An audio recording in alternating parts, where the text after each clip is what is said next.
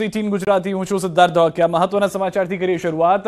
વલસાડના તિથલ રોડ પર કોલેજ કેમ્પસની બહાર જાહેરમાં મારામારી થઈ છે। બે યુવકો વચ્ચે કોઈ વાતને લઈને જાહેરમાં ઝપાઝપી થઈ। ઉગ્ર બોલાચાલી થતા માહોલ ગરમાયો હતો। અન્ય યુવકો બબાલમાં જોડાતા મામલો વધુ બીચક્યો છે। બધાએ સાથે મળીને એક યુવકને માર માર્યો હતો। ઘટનાના દ્રશ્યો જોતા આસપાસના લોકો એકઠા થયા હતા।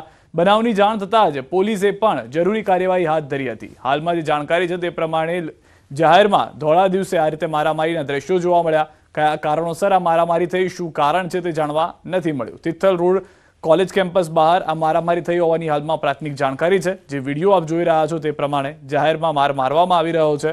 1 2 3 કરીને ત્યારબાદ સતત એક યુવકને માર મારવામાં આવે છે। પોલીસ ઘટના સ્થળે પહોંચે છે અને પોલીસ પણ ઘટના સ્થળે પહોંચી કાર્યવાહી હાથ ધરે છે। વધુ માહિતી ન્યૂઝ 18 સંવાદદાતા ભરત પાસેથી મેળવીશું। ભરત, સમગ્ર ઘટના શું થઈ હતી, વધુ શું જાણકારી છે સમગ્ર ઘટના પર? બિલકુલ, વલસાડના તિથલ રોડ પર આવેલી કોલેજની બહાર છે એક યુવક છે બાઇક પર પસાર કરી રહ્યો હતો। એ વખતે જ અન્ય એક યુવક સાથે કોઈ વાતને લઈને બબાલ થઈ હતી ને ત્યારબાદ બંને વચ્ચે ઉગ્ર બોલાચાલી થઈ હતી।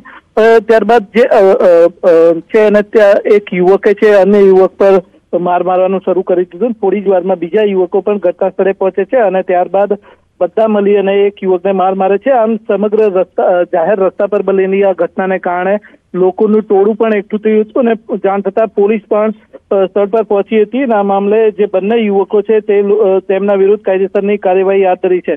આમ સમગ્ર ઘટના છે અત્યારે શહેરમાં ચર્ચાનું કેન્દ્ર છે, કારણ કે જાહેર રસ્તા પર આ રીતે જે મારામારીના જે દ્રશ્યો સર્જાયા તેને કારણે છે અત્યારે મુદ્દો ચર્ચાનું કેન્દ્ર બને છે અને પોલીસે પણ હવે આ મામલે જરૂરી કાર્યવાહી હાથ ધરી છે। આભાર સમગ્ર માહિતી બદલ। તો હાલમાં પોલીસે કાર્યવાહી શરૂ કરી છે।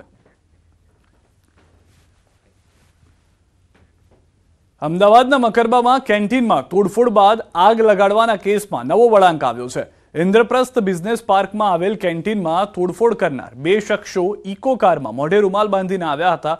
સીસીટીવીમાં જોઈ શકાય છે કે બે બુકાનીદારી શખ્સો કેન્ટીનમાં ઘૂસી તોડફોડ કરી રહ્યા છે, જે બાદ આગ લગાડી હતી। સરખેજ પોલીસે સીસીટીવી ફૂટેજના આધારે ફરિયાદ નોંધી વધુ તપાસ શરૂ કરી છે। પ્રાથમિક તપાસમાં સામે આવ્યું છે કે આગ લગાડવા આવેલા ઇસમો પહેલેથી જ પ્લાસ્ટિકના કેનમાં જલદ પ્રવાહી લાવ્યા હતા। એટલું જ નહીં, પણ પહેલા ટીવી અને ટેબલમાં તોડફોડ કરી નુકસાન પહોંચાડ્યું, બાદમાં આગ લગાડી હતી। હાલ પોલીસે અલગ અલગ થિયરીના આધારે શખ્સોને ઓળખી ઝડપી લેવા ચક્રો ગતિમાન કર્યા છે। સાંજના બે જણા બુકાનીદારી આવ્યા હતા એક ઇકો કાર લઈને અને હાથમાં એક પીળા કલરનું કેન હતું। પહેલાં આવીને એમને ધોકાથી તોડફોડ કરી અને પછી જે કેમિકલ હતું એ જમીન ઉપર રેડી અને પછી આગ લગાડી દીધી। 2 મિનિટમાં આગ તો બુઝાવી દેવામાં આવી હતી ને પછી પોલીસે જાણ થતાં